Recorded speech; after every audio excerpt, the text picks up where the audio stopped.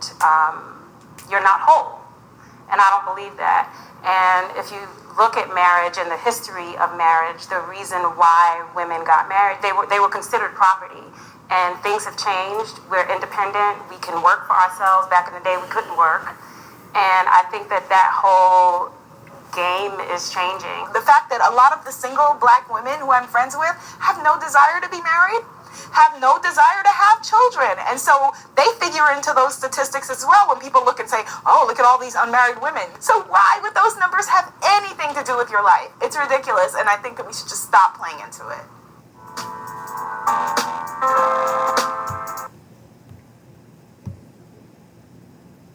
As you can see, society is screwed up, especially in the black community, the so-called black community, the Israelite community, where the opinion or the thought process or the mindset of most men and women about marriage is they don't know. Should it be? I don't know. But if we was in our righteous role of fulfilling the role that we were supposed to be, every one of them would say, yes, marriage is necessary. Marriage is great. We should all be married. We shouldn't be debating whether or not to do it or trying to hold off on it for career sake or trying to compare it to data and percentages. We should just be going off the word of the Most High God and keeping marriage. And as a response to the woman saying something about property, let's go to Sirach 36 and 34. This is the book of Ecclesiasticus, chapter 36, verse 24. He that getteth a wife beginneth a possession, a help like unto himself, a pillar of rest. So when a man marries a wife or a woman, she does become somewhat of a possession, but a helpmate to help him, a pillar of rest, someone to make your life easier, make your journey less of a struggle. It's not like you a pair of shoes or something I can wear and take you off and throw you wherever I want to. Nah, that's not what it's saying. He said, he that getteth a wife beginneth a possession, a help unto himself, and a pillar of rest. So the helpmate or the woman or the wife is supposed to be there to help the man accomplish his goal, fulfill his purpose, to build with. You know? So we got to change the mindset, men, because you see how our women think of us. So we got to change the mindset. They don't think that it's any qualified brothers. Why? Because we're not keeping the law, statutes, and commandments of God. So we don't know our roles. We'll follow any and everything else but what's in this book. This book is not for the white man and wasn't written for the white man. So-called white man, Chinese, East Indian. This is our heritage, our laws. We should be following these things to a T so that we can uplift and strengthen our nation and carry out the task and the roles that were laid before us from the beginning. You know, we got to reverse today's stereotype of marriage. Instead of teaching the younger generations to become whoremongers, adulterers, and fornicators, because that's all that we hear in the music, correct? That's all I heard coming up. Be a player, a pimp, get as many women as you can, smoke weed, smoke cigarettes, get drunk, get high, have a good time. That's all life about. They still teaching that same message to this day. It's just now the message been preached so long it done got out of hand where the women say, you know what? I don't need you. I can do what you do and some. So now you'll see them in the workspace. They're in the position of power. They're the coaches. They're the teachers, the principals, the vice principals, the police officers, the judges, The list goes on. They even take it so far as to, I don't need a man, I can go get this woman. I can go to the store and get me a toy and we can have fun. We don't need a man. That's how far things have fallen. Like I said in the beginning, the man has fallen from being a king to an idiot, from strong and soft to not even necessary or respected. So we gotta change that narrative. The world is out of order. Why? Because we as Israelite men are out of order. We got to change that. So from there, let's go to Ephesians chapter 5 and 28.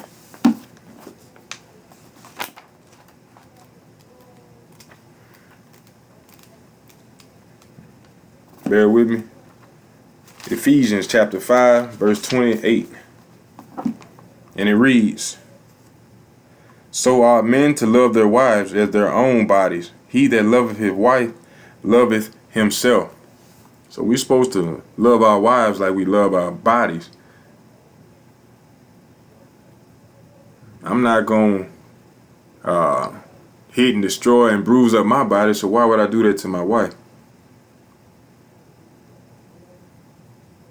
I'm not going to slap down myself, so why would I slap down my woman, my wife?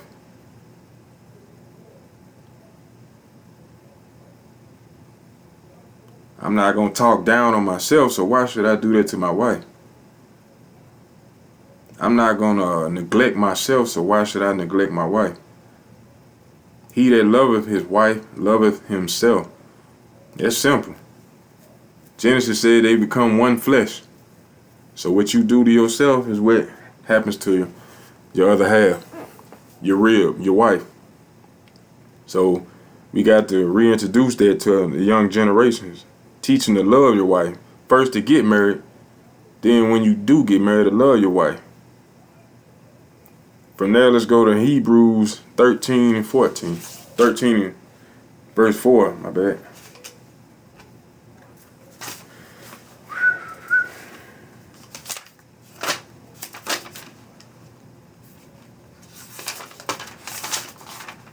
Hebrews chapter 13, verse 4. And it reads, Marriage is honorable in all, and the bed undefiled. But whoremongers and adulterers God will judge. So we got to be teaching the young generation, our kids, the kids in the neighborhoods, nieces, nephews, even the grown adults. Got to teach them that marriage is honorable, because the heathen, TV, media, music have taught us that marriage is not honorable. Don't get married. You talk to the majority of old heads and they gonna tell you, man, I ain't doing the marriage thing no more. I can't do it. Nah, man, I ain't never getting married. I seen this, I seen that. Nah, it ain't work. Oh, I've been married 3-4 times, man. Nah, don't do that, man. Life is over with. Your fun stops. Nah, that's not true.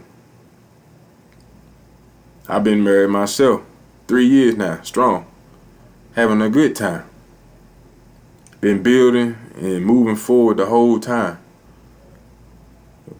Why? Because I realized I was taught that marriage is honorable and all. I opened this book and I read it. Somebody also gave me some understanding. So I'm reading. Now it's my turn to pass it down. We should always be preaching marriage at all times. Not have as many girlfriends as possible. Just continue to date until you find the right one. No, because that's whoredom. The Lord said there should be no whoredom in the house of Zion or the house of Israel, lest the land fall to wickedness. To whoredom. That's what you see. That's what they teach us. Because we following after the ways of the heathen. From there, let's go back to the beginning in Exodus chapter 22, verse 16. This is Exodus chapter 22, verse 16. And it reads, And if a man entice a maid that is not betrothed and lie with her, he shall surely endow her to be his wife. So what does that mean? Entice a maid. A maid is a woman, female, that is not betrothed and lie with her, meaning not engaged to be married, and you lie with her, he shall surely endow her to be his wife, meaning he gonna marry her. If you lay down with the woman, that's your wife. You're supposed to marry her. You didn't know that. That's in the Bible. They don't teach that in the Christian church. They don't teach that in your home. They don't teach that at school. They say, use a condom. What does that say? Continue to whore around. Use a condom to protect yourself. What are you protecting yourself from? Diseases. Oh, how you get diseases? From sleeping around from that person to that person to that person. Everything matters. It's all spiritual. And you need to question and ask yourself, why don't they teach us these things? As simple as it is, why they don't teach these things? It's a reason for everything. Ask the questions. From there, let's go to Titus chapter 2, verse 1.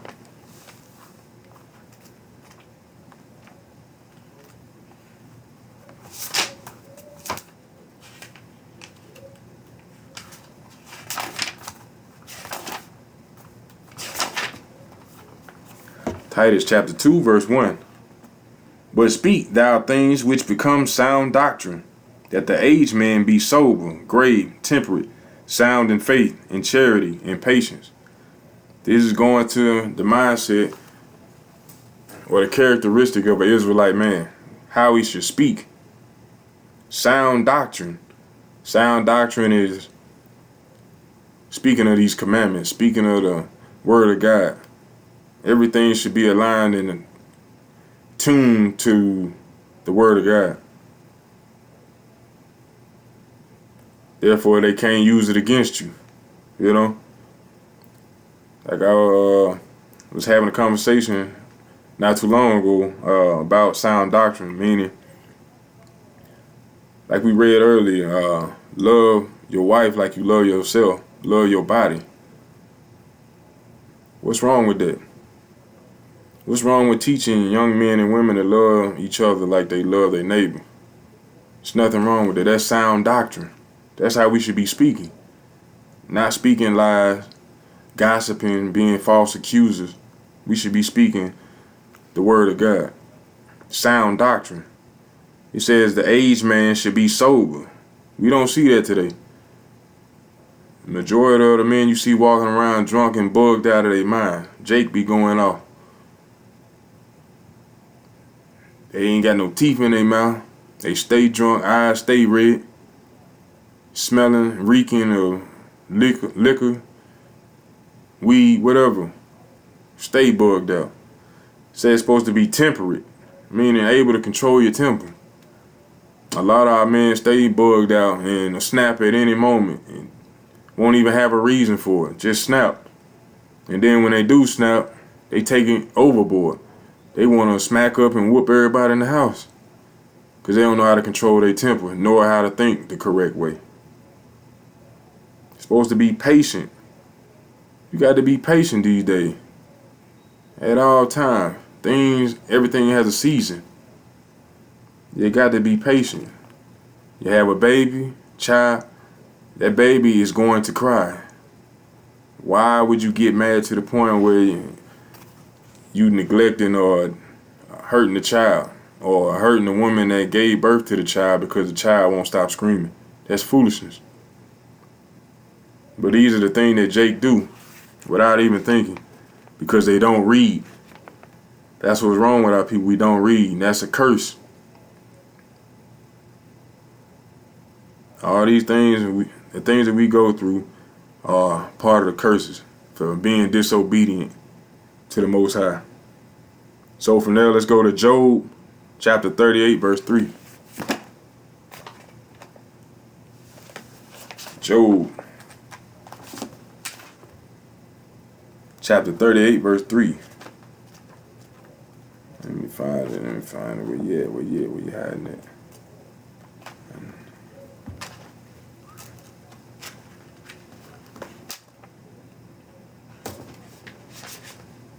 I'm tripping. There we go. Job chapter 38 verse 3. And it reads, Gird up now thy loins like a man, for I will demand of thee, and answer thou me. So this the Most High talking to Job. Job was having some issues at the time.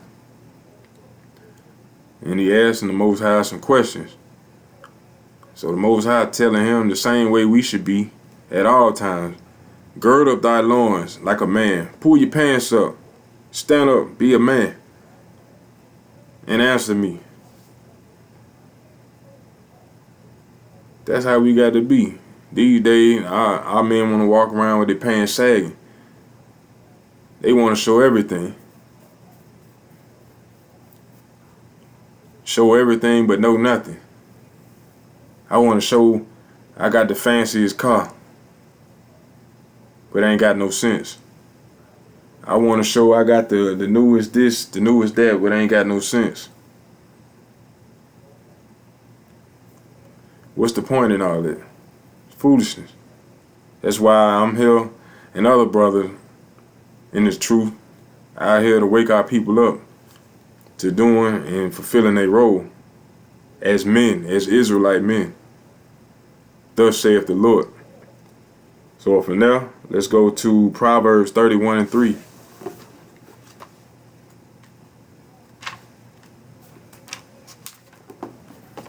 The book of Proverbs, chapter 31, verse 3. And it reads, Give not thy strength unto women, nor thy ways to that which destroyeth kings. So this is going out to you brothers who love to give the women the world. Don't do that. The Bible tells you not to. Give not thy strength unto women, nor thy ways to that which destroyeth kings. Don't give your strength. You work 6-7 days just to give your money away. You move into their households. Now you under their roof. Now you have no authority. You giving your strength up. And when she starts disrespecting you, you know why? Because it's out of order. The man was supposed to have a job and make a way for the wife in the family, not the other way around. So if the woman has this and that, y'all need to sit down and work out a plan on how y'all gonna move into this house together and figure out how y'all can use the house that she in to help somebody else or to make some money off of it.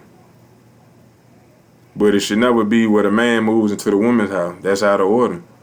And you'll see the results if you ever do that. I've seen it several times. Every time I see that, I've been a victim of it myself. I thought I was moving into there to save money or whatnot. Furthest thing from the truth. I did that. Would never do it again. I advise you and every other man never to do that. And you women, never allow a man to move into your house. Y'all work out a plan to get a spot together. Do not let a man move into your house. And men do not move into a woman's house. That's out of order. So from there, let's go to 2 Corinthians chapter 6, verse 14.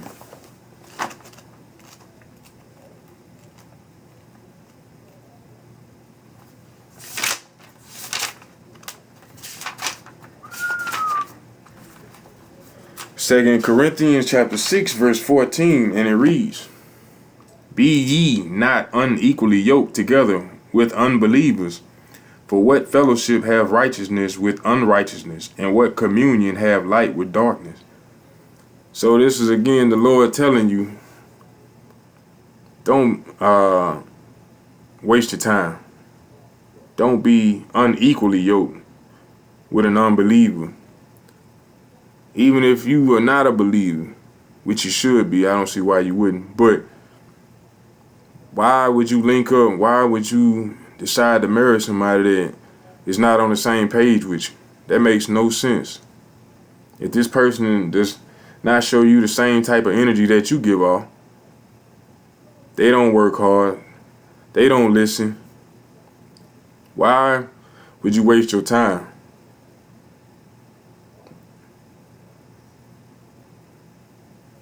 Why would you waste your time? Is she gonna listen to you? What's her past record? Same thing with you women. Prove that man. Don't link up with somebody that's not on the same page with you. So it said, for what fellowship have righteousness with unrighteousness? You know, if you trying to keep the commandments in your husband, what sense does that make? Or if you as a man trying to lead your family in the right direction by keeping the commandments and your wife does not want you, you're unequally yoked. That's foolishness. So before you get married, you need to do your research on these things. Before. From there, let's go to Sirach 6 and 7,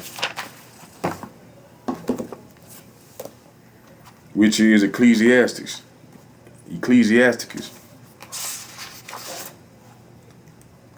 Chapter 6, verse 7.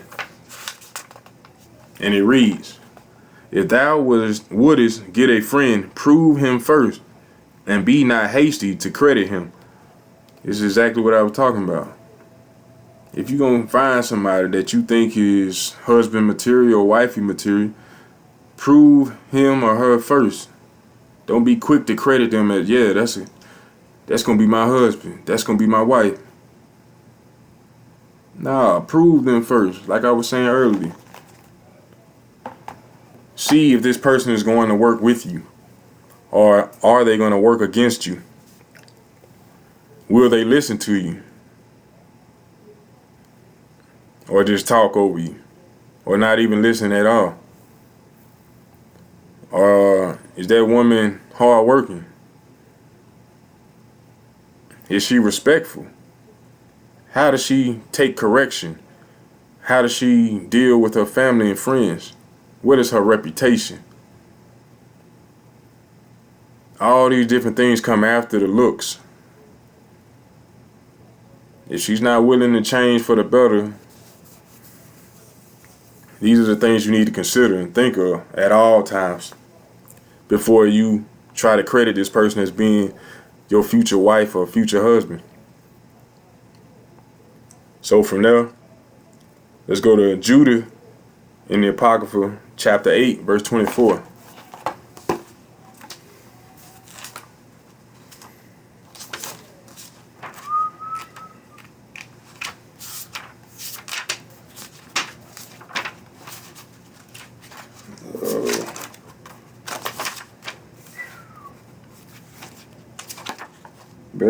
Bear with me. This book of Judith, chapter 8, verse 24, and it reads, now therefore, O brethren, let us show an example to our brethren, because their hearts depend on us, and the sanctuary and the house and the altar rest upon us. So this is going straight to the Israelite men, saying, be the example to your brethren, meaning the rest of the brothers and sisters in the nation of Israel, because their hearts or their minds depend on us, on how we lead and how we handle business.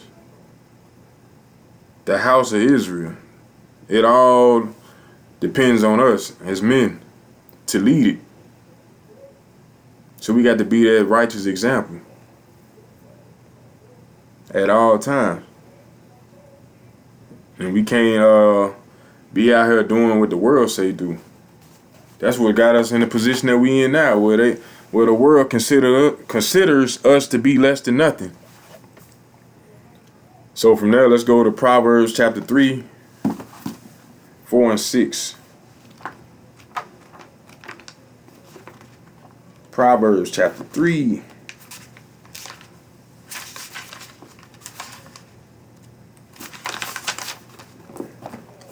Proverbs chapter 3, verse 4 through 6. So shall thou find favor and good understanding in the sight of God and man. Trust in the Lord with all thy heart, and lean not unto thine own understanding. In all thy ways acknowledge him, and he shall direct thy paths. So we can't be leaning on our own understanding, not the ways of the world, the teachings of the world. We got to lean and trust on the Lord at all times. What I mean by that is reading his word, his instructions on how to be a man, the proper, the correct way, the kingly way of being a man, the Israelite man. And in all your ways acknowledge him, and he shall direct thy paths. Everything you do, you should be acknowledging the Most High. You should be giving praise to him every day, all day. Lining up your decisions according to what he say.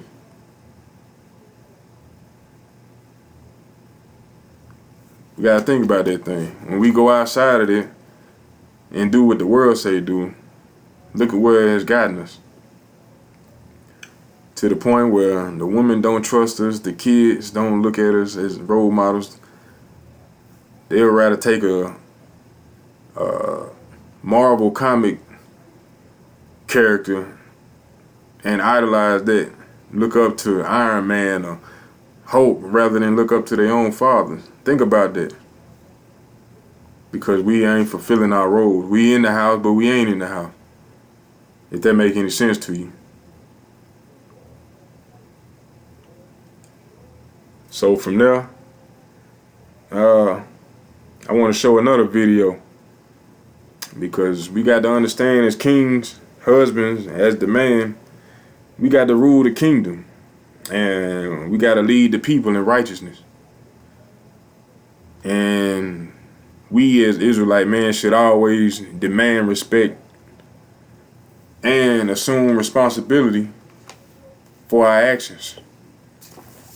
So from there, I'm gonna show you this video.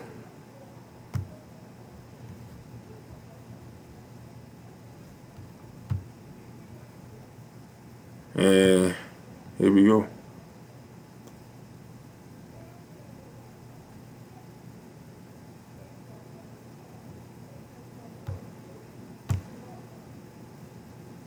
Years ago, I interviewed Kwesi Mfume, then the president of the NAACP. As between the presence of white racism and the absence of black fathers, I asked him, which poses the bigger threat to the black community? Without missing a beat, he said, the absence of black fathers. It was President Barack Obama who said, we all know these statistics, that children who grow up without a father are 5 times more likely to live in poverty and commit crime, 9 times more likely to drop out of school, and 20 times more likely to end up in prison. The Journal of Research on Adolescence confirms that even after controlling for varying levels of household income, kids in father-absent homes are more likely to end up in jail. And kids who never had a father in the house are the most likely to wind up behind bars. In 1960, 5% of America's children entered the world without a mother and father married to each other. By 1980, it was 18%. By 2000, it had risen to 33%, and 15 years later, the number reached 41%. For blacks, even during slavery, when marriage for slaves was illegal, black children were more likely than today to be raised by both their mother and father. Economist Walter Williams has written that, according to census data from 1890 to 1940, a black child was more likely to grow up with married parents than a white child. For blacks, out-of-wedlock births have gone from 25% in 1965 to 73% in 2015. For whites, from less than 5% to over 25%, and for Hispanics, out-of-wedlock births have risen to 53%. What happened to fathers? The answer is found in a basic law of economics. If you subsidize undesirable behavior, you will get more undesirable behavior. In 1949, the nation's poverty rate was 34%. By 1965, it was cut in half to 17%, all before President Lyndon Johnson's so-called war on poverty. But after that war began in 1965, poverty began to flatline. From 1965 until now, the government has spent over $20 trillion to fight poverty. The poverty rate has remained unchanged, but the relationship between poor men and women has changed dramatically. That's because our generous welfare system allows women, in effect, to marry the government. And this makes it all too easy for men to abandon their traditional moral and financial responsibilities. Psychologists call such dependency learned helplessness. How do we know that the welfare state creates disincentives that hurt the very people we're trying to help? They tell us. In 1985, the Los Angeles Times asked both the poor and the non-poor whether poor women often have children to get additional benefits. Most of the non-poor respondents said no. However, 64% of poor respondents said yes. Now, who do you think is in a better position to know? Tupac Shakur, the late rapper, once said, "I know for a fact that had I had a father, I'd have some discipline, I'd have more confidence." He admitted he began running with gangs because he wanted the things a father gives to a child, especially to a boy: structure and protection. Your mother cannot calm you down the way a man can, Shakur said. You need a man to teach you how to be a man. In my book, Dear Father, Dear Son, I write about my rough, tough World War II Marine Staff Sergeant dad. Born in the Jim Crow South of Athens, Georgia, he was 14 at the start of the Great Depression. Growing up, I watched my father work 2 full-time jobs as a janitor. He also cooked for a rich family on the weekends and somehow managed to go to night school to get his GED. When I was 10, my father opened a small restaurant that he ran until he retired in his mid-80s. He was never angry or bitter and insisted that today's America was very different from the world of racial segregation and limited opportunity in which he grew up. Hard work wins, he told me and my brothers. You get out of life what you put into it. You can't control the outcome, but you are 100% in control of the effort. And before blaming other people, go to the nearest mirror and ask yourself, what could I have done to change the outcome? This advice shaped my life. Fathers matter. Until we have a government policy that makes that its first priority, nothing will change. I'm Larry Elder for Prager University.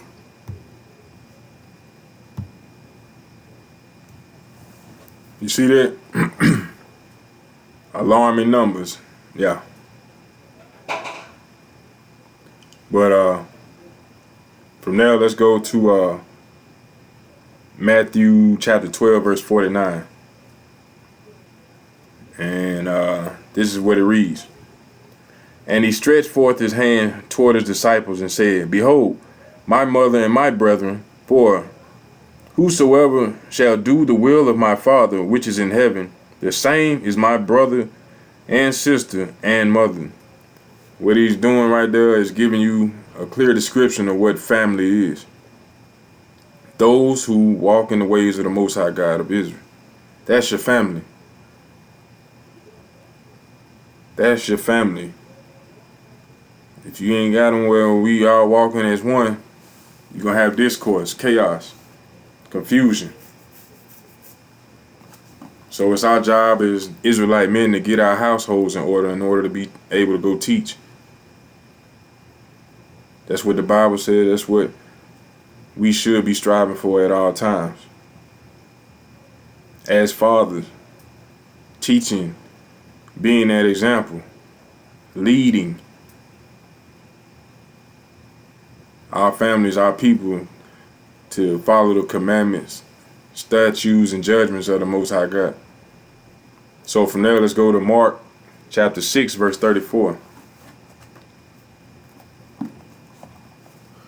Mark chapter 6, verse 34, and it reads, And Jesus, when he came out, saw much people, and was moved with compassion toward them, because they were as sheep not having a shepherd, and he began to teach them many things. So we got to be like Christ, our head. He is our head. He leads by example. So if we're going to be the leader or the head of the woman and the children, we got to lead by example. And he said when he seen them, he was moved with compassion. Because they were as sheep, not having a shepherd. A shepherd is a leader, not knowing which way to go, not having a plan, not having an understanding. That's how we supposed to be. Christ had an understanding, we should have an understanding. Being that example, we should be willing to see our family and take that opportunity at all times to be willing to teach them many things. The basic day-to-day life, from washing correctly, doing chores correctly, dressing, talking and dealing with their people correctly. All these different things we should be teaching as Israelite men. So from now, let's go to Acts chapter 9, verse 28.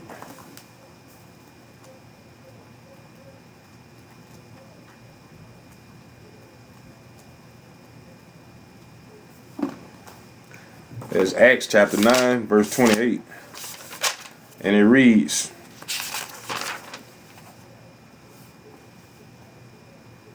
and he was with them coming in and going out of Jerusalem. And he spake boldly in the name of the Lord Jesus, and disputed against the Grecians, but they went about to slay him. So what they're saying is, Christ as our head spake boldly, with authority. That's how we supposed to be as men. We supposed to speak boldly.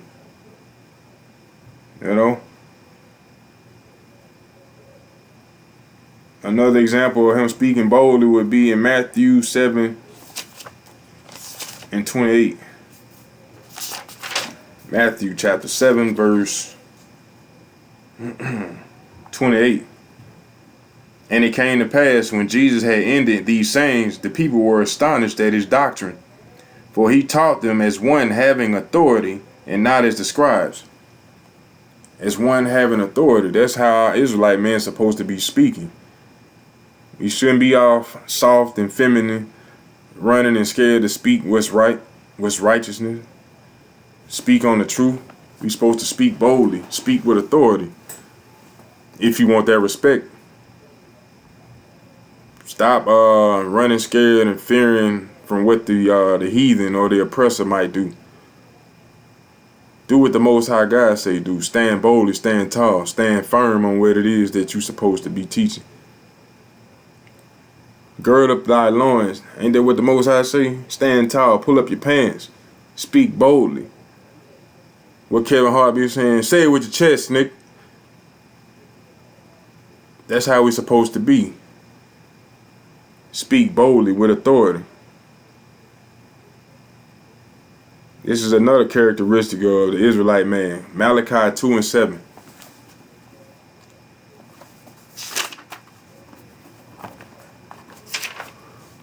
This is the book of Malachi, chapter 2, verse 7. For the priest's lips should keep knowledge, and they should seek the law at his mouth, and for he is the messenger of the Lord of hosts. The priest. Do you not know as an Israelite man you are supposed to pastor your own house? You are supposed to be the priest in your own home?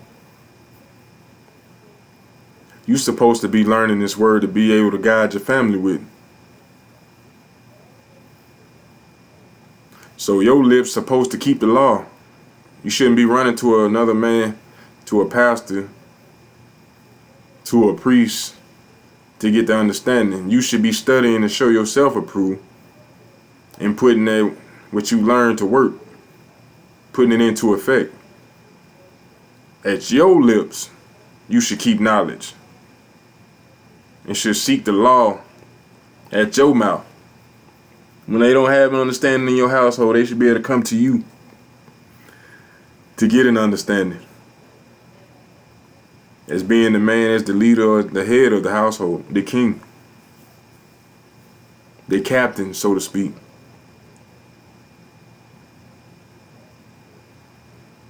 Think about that. From there, let's go to Proverbs 24:16. Proverbs 24:16. And it reads, For a just man falleth 7 times, and riseth up again, but the wicked shall fall into mischief. So that's the Most High letting you know that, yes, following these commandments, you will fall, but rise up again. But the wicked shall fall into mischief. What's the wicked? The ones that don't even want to try to keep the commandment. We should be striving day in and day out to keep these commandments. Be ye perfect. There's nothing hard about the commandments. Yeah, you got some sins on your vice that you battling with, but what about the things that are easy for you? Letting your beard grow. There's nothing hard about that. Get out your feelings. Get out your ego. Grow your beard. That's a badge of manly dignity. Grow your beard. When you grow it, the little ones looking up at you, they can't wait to get their beard. Stand on that. That's what the lion wears. The leader of the pride. Got the beard, the mane. It's there for a reason. That's simple though. Changing your diet. There's nothing hard about that. Yeah, you might slip up one time and eat something not knowing, but it's nothing hard about changing your diet from not eating the swine and the shrimp. Not shaving your head or your fringes. Keeping the Sabbath day. It's nothing hard about these things. What's hard is you wrapping your mind around the truth. You've been lied to your whole life. Now it's hard for you to believe the truth when you know it's the truth. That's the craziness. That's the folly. That's the madness. Still running after the same old tradition that you know cause nothing but heartache and pain for you. But we still want to continue to follow after them. Think about that. Keep these commandments. For a just man falleth 7 times and rise up again. So you're going to make mistakes. Israelite, man. But don't give up. Don't quit. From there, let's go to Deuteronomy chapter 31, verse 6.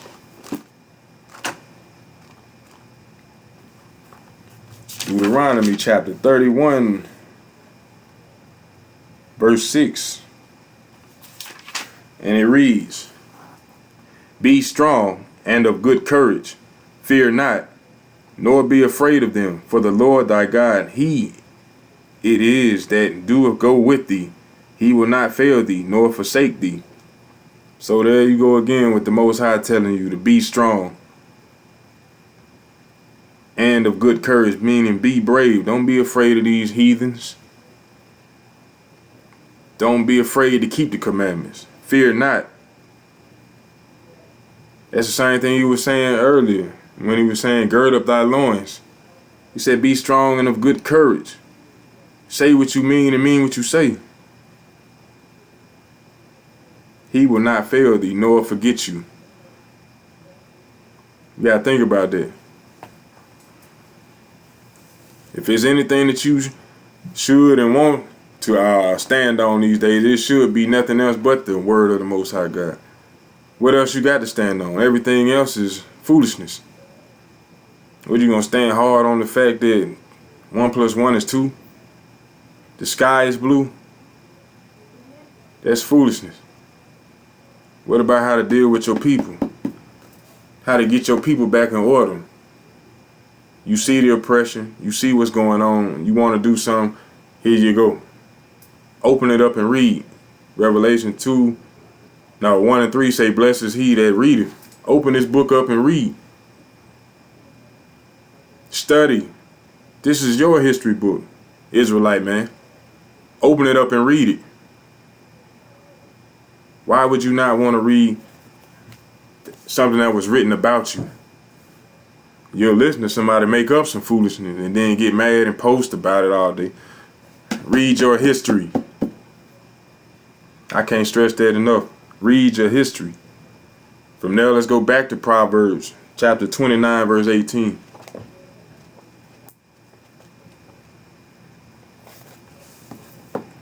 Proverbs chapter 29, verse 18. And it reads, where there is no vision, the people perish, but he that keepeth the law, happy is he. So you always got to have a vision, my people, my brothers, king, guys of this earth. You always got to have a purpose, a vision. Don't wake up every day just to go be on time for the so-called white man or these companies to make them money and don't have time for the Lord. That's foolishness. You're too tired for this and that. Nah, you should be going harder for the Lord. He the one woke you up this morning. He the one made sure that you was able to get to that job safely and gave you the energy to get there. So why you can't give him the time that he need to guide your family, uplift your family, strengthen the nation? You know? Have a vision, a purpose, a reason why you going to work, a reason why you waking up every day. You know? Where there is no vision, the people perish.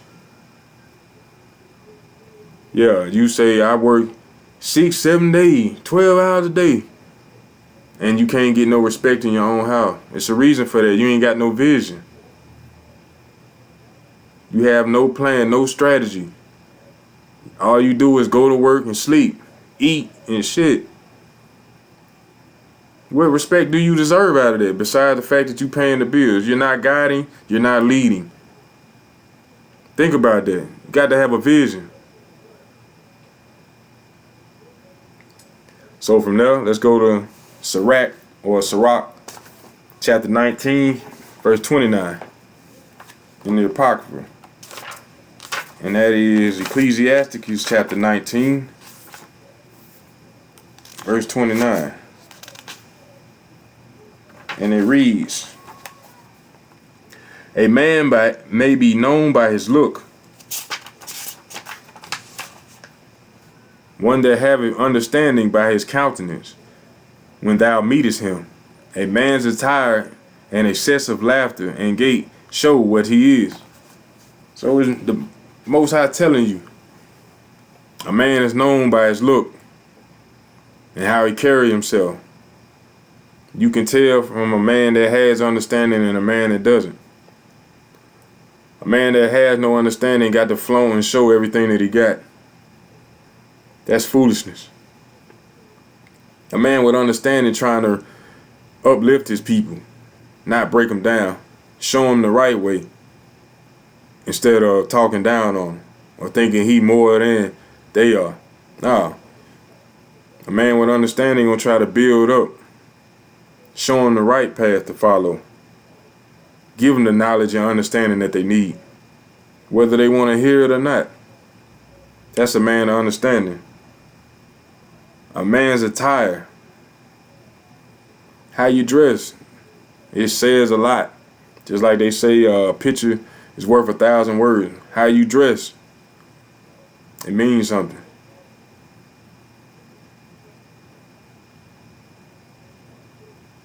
It means something. Men and women.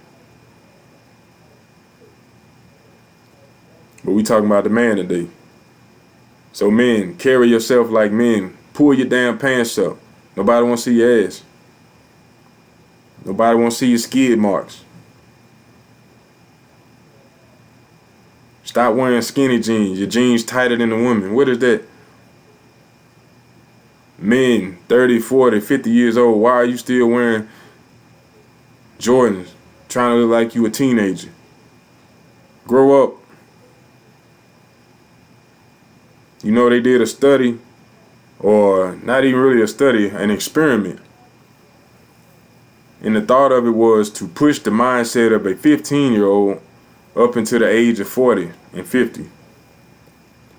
They wanted to keep the mindset of a 15-year-old in the same mindset with a 30, 40, and 50-year-old. And if you look around, they have succeeded in that as well. You got 30, 40, 50, and 60-year-old all run around dressing the same, still wearing their hats backwards, pants sagging, gold chains, latest J's on, trying to put rims and systems in their cars and trucks. And the women doing it as well. You got grandma, 50 and 60 years old, got purple and green hair in her head. They have successfully pushed the mindset of a 15-year-old up into the later days or the elderly age. And you wonder why everybody's on the same mindset or the same page. The young women, the young men, they don't know how to fend for themselves. They don't know how to cook, do basic chores. They don't have basic understanding dealing with mechanical reasoning. They don't know how to build anything. They don't have any courage, any strength to stand up on, any foundation to build off of, because we won't read. We'll watch videos all day. We'll scroll on Facebook all day, but we won't read. We don't know who we are. Destroyed. Think about that. I learn, so I give what I learn to the next man who's willing to make a difference. Because the Most High made a difference in my life. I asked and I sought for the wisdom and the knowledge and understanding, and He gave it to me. So at all times I acknowledge Him and give all honor, glory, and praise to His holy name. Think about this. From there, let's go to Luke, verse 19, verse 21. Luke chapter 19.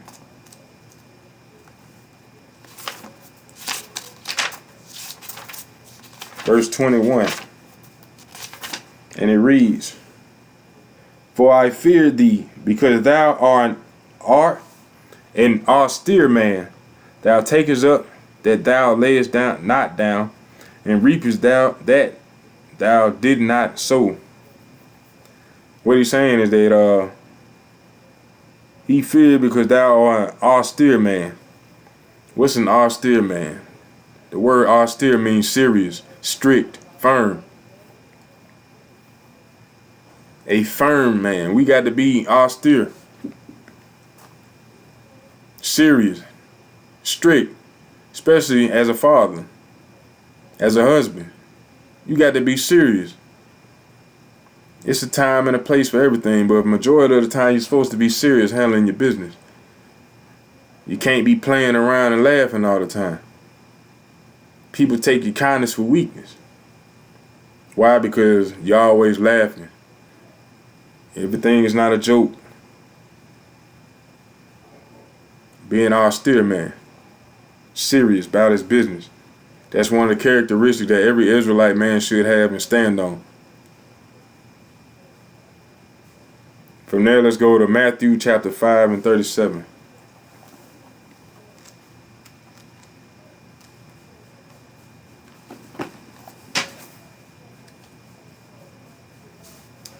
And it reads, "But let your communication be yea, yea, nay, nay, for whatsoever is more than these cometh of evil." So this is Christ telling us, giving us an example of saying,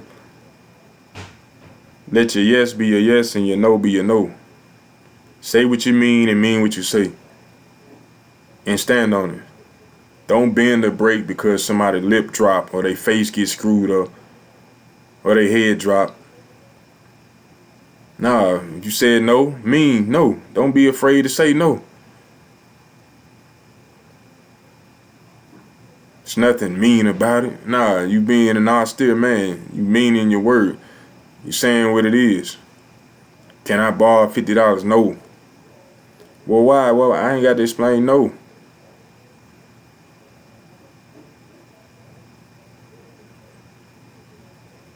It's nothing wrong with saying no. But if you say you're going to do something, do that as well. Don't be one of those people that you can't depend on. His word don't mean nothing. That's where you come in where you don't get no respect. You can't be trusted. Your credibility is shot. I can't trust him. He don't. Every time he say something, he do the opposite. You don't want to be known as one of those type of individuals, Israel. So, say what you mean and mean what you say. That's what Christ was telling you right there. That's the characteristics of the man, the king, the husband. Understand that thing.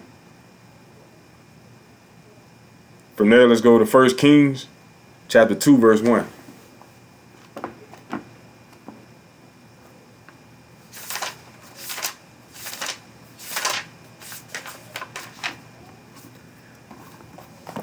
This is the book of 1 Kings, chapter 2, verse 1. I go the way of all the earth. Be thou strong, therefore, and show thyself a man.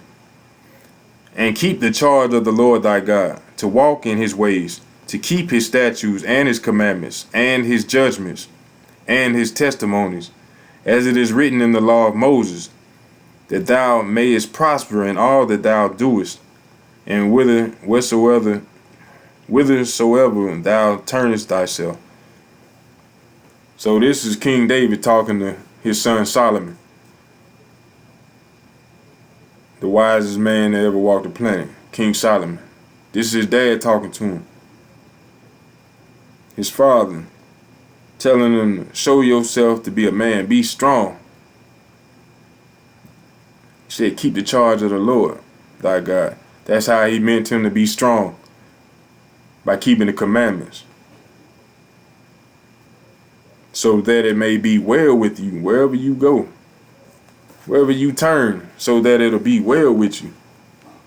Think about that. When you having your problems and your issues in life, think about it. Are you following those commandments? Not leaning on your own understanding. Are you walking in the ways of the Most High God? Is he telling you to eat this, eat that, knowing that it's wrong because he already told you what you can and can't eat? Did he tell you to get drunk? Did he tell you to get high, smoke weed? No. For those who say, yeah, I can smoke weed and do this and that, no. Would you pass that same blunt that you smoking to your child? If not, then that tells you the answer. It's that simple. If you can't do that to get your job, what make you think you can do that and get the kingdom? Think about that. You'll stop doing this and that for a job, but won't stop for the Most High. Think about this. Got to get off every night. Got to go get a beer. Got to get some wine. Got to get drunk every night. Think about that.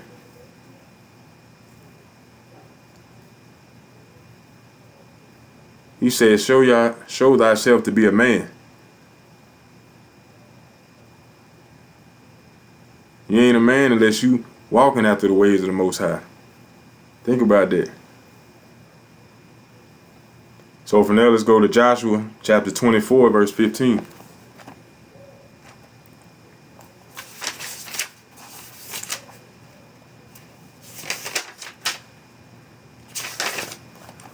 This is the book of Joshua, chapter 24, verse 15.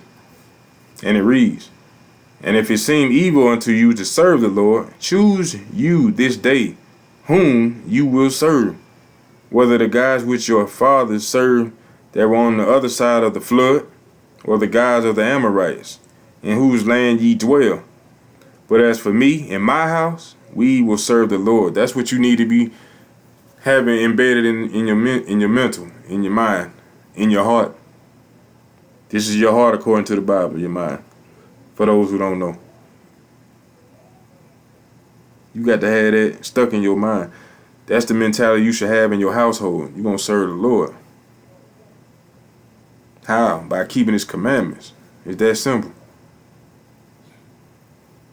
Our people want to do everything but that. We want to read books on how to get money.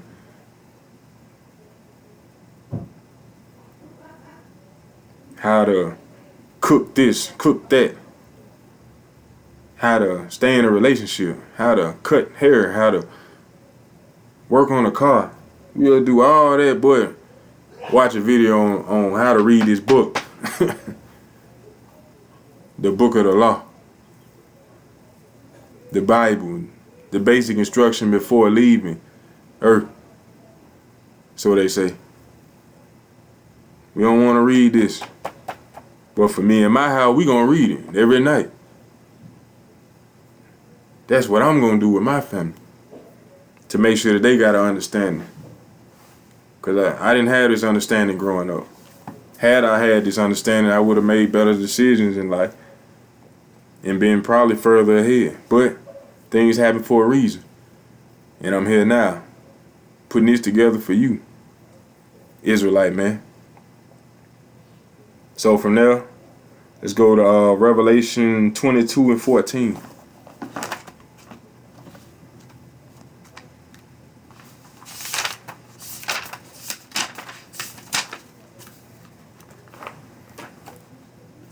So, this is to the Israelite man, once again. And whether you want to believe it or not, it's the man's responsibility to get his family into the kingdom. You are the head, you are the priest, you are the pastor of your household. You are responsible for what happens in your household. You are responsible. You are the captain of that ship. The ship sinks. Who does everybody turn around and look at? The captain. Why? Because he's directing. He's sailing that ship. He knows the crew members. He knows everything about that ship.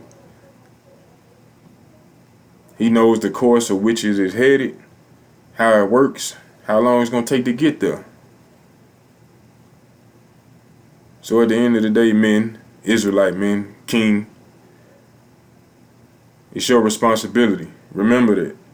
Don't point the finger at nobody else. It's yours. Your responsibility. So we're going to read Revelation 22 and 14 and close it. This is the book of Revelation, chapter 22, verse 14. And it reads, "Blessed are they that do His commandments, that they may have right to the tree of life, and may enter through the gates into the city." It's simple. The Most High repeats Himself over and over again for a reason. Because we are hard-headed people. So, He's basically telling us, keep the commandments if you want to enter the kingdom. Teach your family the commandments so they can keep them. So they can all get the kingdom. It's that simple. So, in that, I say shalom. All praises to the Most High Christ bless. Shalom, family.